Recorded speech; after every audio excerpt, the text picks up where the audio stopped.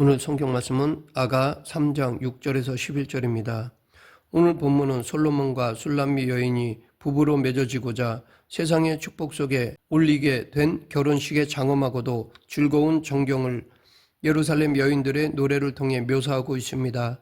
특히 예루살렘 여인들의 노래는 결혼식을 위하여 식장으로 나아가는 솔로몬의 위용을 노래하고 있습니다.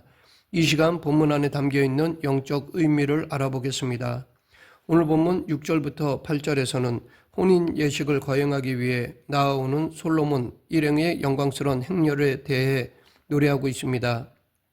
여기서 솔로몬과 술람미 여인은 결혼식을 위하여 가마를 타고 광야로부터 예루살렘으로 나아오는데 온갖 향품으로 향기를 풍기며 잘 훈련되고 허리에 칼을 찬 60명의 용사들의 호위를 받으며 왔습니다. 예루살렘으로 입성하는 신랑 신부의 행렬을 연기 기둥과도 같고 몰약과 유향과 장사의 여러 가지 향품으로 향기롭게도 하였다고 표현하고 있는데, 여기서 연기 기둥이란 신부가 탄 가마를 옹이하는 행렬 가운데 향단지를 들고 가는 사람들로부터 피어오르는 향연을 의미합니다. 또 몰약과 유향과 장사의 여러 가지 향품으로 향기롭게 하였다라는 것은 신랑 신부가 당시 값비싼 무역품이었던 유향과 몰약 등 여러 향을 사용하여 단장함으로써 그 모습이 화려하고 아름다웠음을 말해주는 것입니다. 이러한 본절의 결혼 행렬은 일면 우리의 삶이 어떤 것인지를 부각시켜주는 내용이라 할 수 있습니다. 성경을 보면 마지막 때에 그리스도와 그 신부인 성도들 간에 우주적인 혼인 예식이 거행될 것이라고 말하고 있습니다. 따라서 현재의 역사는 아무렇게나 흘러가는 시간이 아니라 이러한 극적인 순간을 향해 나아가는 과정이라고 할 수 있습니다. 우리의 이러한 믿음의 행렬, 복되고 아름다운 행군이 어떠한 성격을 지니고 있는지에 대해 민수기에 기록된 내용은 적절한 신뢰를 제공해 줍니다. 일찍이 나름대로 영안이 열려있던 부올의 선지자 발람은 구름 기둥과 불 기둥으로 호위받으며 행진하던 이스라엘 백성들을 경이로운 눈으로 보며 야곱이여 내 장막이, 이스라엘이여 내 거처가 어찌 그리 아름다운고 라고 노래하였습니다. 이것은 오늘 본문에서 술람미 여인의 아름다운 결혼 행렬을 보며 연기 기둥처럼 거친 들에서 오는 자가 누구인가 라고 묻는 것과 같다고 할 수 있습니다. 이것은 곧 하나님의 백성들, 우리들의 삶이 아름답고 고귀하다는 것입니다. 왜냐하면 우리들도 영광의 왕, 만왕의 왕이신 예수 그리스도와의 혼인 예식을 향해 나아가고 있기 때문입니다. 이 상을 통해 우리는 인간적으로 보기에 아무리 초라하게 보여도 성도의 삶은 하나님과 동행하며 천사들의 호의를 받으며 성령과 말씀의 인도를 받으며 천국을 향해 가는 장엄한 행렬임을 분명히 확인하였습니다. 6절에 거친 들에서 오는 자가 누구인가에서 거친 들에 해당하는 원문 미드바르는 들락이나 이리떼 혹은 타조와 같은 짐승들이 거하는 황무지나 광야를 가리킵니다. 여기서 이 단어가 사용된 것은 술람미 여인이 살던 곳이 예루살렘처럼 안락하고 번화한 도시가 아니라 궁벽한 향촌이었기 때문일 것입니다. 곧 술람미 여인은 안락하고 편한 곳에서 솔로몬의 선택을 받은 것이 아니라 거친 들에서 햇볕에 그을리며 포도원을 가꾸고 염소떼와 같은 가축들을 돌보다가 솔로몬의 신부로 택함을 받은 것입니다. 그러면 그리스도의 신부로 택함 받은 우리들은 어떠합니까? 성경을 보면 하나님께서는 예레미야나 에스겔과 같은 선지자들을 파송하며 가시와 찔레, 정갈 가운데 거할 것이나 두려워 말라고 말씀하셨습니다. 따라서 오늘 성도들이 살아가는 이 땅은 술람미 여인이 살며 거쳤던 거친 들과 광야 이상으로 위험하고 척박한 곳임을 알 수 있습니다. 즉 성도들이 살아가는 이 세상은 인간적인 눈으로 보기에는 아름답고 편한 곳으로 보여도 영적으로 볼 때 그 어떤 황무지나 광야보다 더 거칠고 위험한 곳이라는 것입니다. 따라서 이러한 성경의 가르침을 통해 우리가 살아가는 이 땅은 장밋빛의 아름다운 정원이나 온실이 아니라 거친 바람과 함께 가시와 찔레, 험한 짐승들이 우글대는 황무지와 광야와 같은 곳임을 알아야 할 것입니다. 동시에 그럴수록 더욱 굳은 믿음과 인내로 극복해 나감으로써 술람미 여인처럼 승리하는 모습으로 영광의 천국 혼인잔치에 참여하는 자들이 되어야겠습니다. 7절을 보면 솔로몬의 가마를 이스라엘 용사 60명이 둘러쌌습니다. 여기서 용사에 해당하는 원문은 껍보르로서 용맹성뿐 아니라 전쟁을 위해 전문적 훈련을 받은 자들을 가리키는 말로 특히 왕을 호위하던 자들에게 사용되는 말입니다.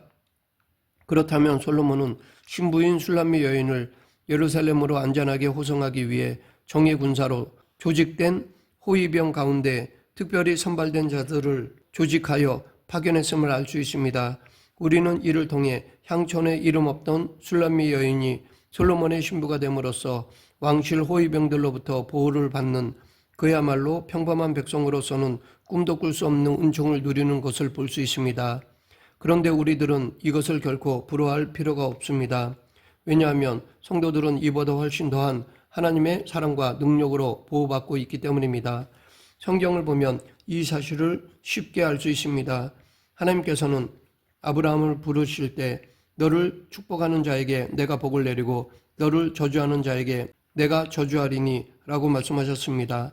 그리고 실제로 하나님께서는 이 약속을 지키시기 위해 때로는 꿈으로 나타나셔서 아브라함을 위협하는 대적들에게 경고하시기도 하고 큰 재앙으로 그들을 직접 치시는가 하면 때로는 이방인이나 심지어 동물들의 입을 여시면서까지 당신의 백성을 지키고 보호하셨습니다.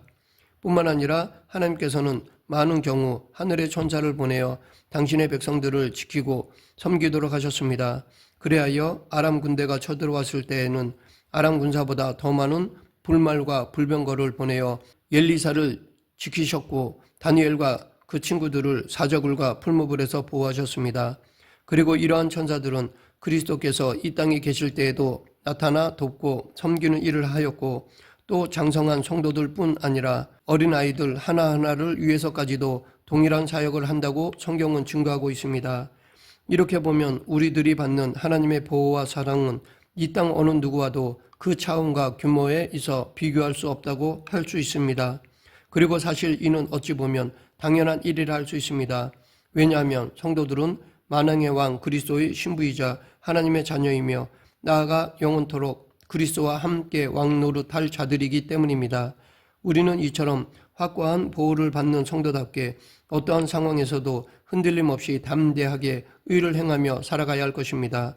그런데 솔로몬이 결혼 예식을 위해 이러한 정예 군사들을 그것도 60명을 선발하여 호위토록 한 것은 당시 결혼 예식이 밤에 이루어졌기 때문일 것입니다. 그리하여 솔로몬은 결혼이라는 이 중요하고 경축할 만한 행사를 진행함에 있어 짐승이나 도적, 강도떼 등에 의해 일어날지 모르는 불상사에 대비하여 이토록 만반의 준비를 한 것입니다. 그렇다면 이러한 호의를 받는 술람미 여인은 어떠한 자세를 가져야 할까요?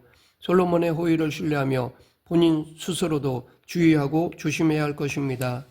이는 오늘 그리스도의 신부로서 천국의 혼인잔치를 위해 나아가는 성도들에게도 그대로 적용되는 영적 진리입니다. 우리 역시 물론 하나님의 보호를 굳건히 믿지만 우리 스스로 믿음의 대열에서 이탈하거나 그릇된 유혹에 빠지지 않도록 경계해야 하며 결혼의 주체로서 만일의 사태에 대비하는 자세를 항상 견지해야 합니다. 더구나 성경을 보면 사단의 세력은 언제나 하나님과 성도들의 연합을 방해해 왔으며 지금도 쉬지 않고 우는 사자와 같이 삼킬자를 찾아 두루 다니고 있습니다. 그렇기에 깨어 말씀과 기도로 무장하고 있어야 합니다. 계속해서 9절 10절은 솔로몬의 가마에 대해 묘사하고 있습니다. 9절에서 솔로몬 왕은 자기를 위해 레바논 나무로 가마를 만들었습니다. 레바논 백향목은 그 빛깔과 향기로 인해 성전 건축의 재료로 사용될 만큼 귀한 목재입니다. 또한 그 기둥은 은이요 바닥은 금이라고 하였는데 금과 은은 가장 아름답고 귀한 금속으로서 동서양을 막론하고 왕실이나 귀족과 같은 소수의 계층에서 사용되었습니다. 계속해서 자리는 자색 깔개라고 하였는데 자색은 왕의 권위를 표시하는 색깔이었습니다. 그렇기 때문에 이것만 보아도 마차는 왕만이 사용하는 전용 마차임을 알 수 있습니다. 더구나 그 안에는 예루살렘 딸들의 사랑이 엮여져 있으니 이 마차는 한두 명의 공인이나 기술자가 아니라 솔로몬을 사랑하는 모든 이들의 사랑과 정성으로 만들어졌음을 알 수 있습니다. 이로 보건대 이 마차는 솔로몬이 소유한 여러 대의 마차 가운데 하나가 아니라 오직 한 대밖에 없는 귀한 마차임을 짐작할 수 있습니다. 그렇다면 이것은 무엇을 의미하는 것일까요? 지금도 나라에서 외국 사절을 맞이할 때 나라에서 보낸 차량과 사람들의 등급을 보면 그 수준을 쉽게 짐작할 수 있습니다. 그런데 지금 본문을 보면 솔로몬은 자신의 소유 가운데 최고급의 마차를 보냈습니다. 더욱이 11절에 솔로몬에 대한 언급이 있는 것을 보면 솔로몬은 단지 사람과 마차만 보낸 것이 아니라 직접 호위병을 이끌고 술람미 여인을 맞이한 것을 알 수 있습니다. 이것만 보아도 솔로몬이 얼마나 술람미 여인을 사랑하며 이후에 거행될 혼인잔치가 얼마나 성대하고 화려할지를 상상할 수 있습니다. 그러면 그리스도께서는 우리 성도들을 맡기 위해 어떻게 하셨습니까? 예수 그리스도께서는 성도들을 위해 이 땅에 친히 오셨습니다. 그리고 성도들을 당신의 신부로 삼기 위해 새 언약을 맺으시고 친히 십자가를 지심으로 그 사랑을 확증해 보이셨습니다.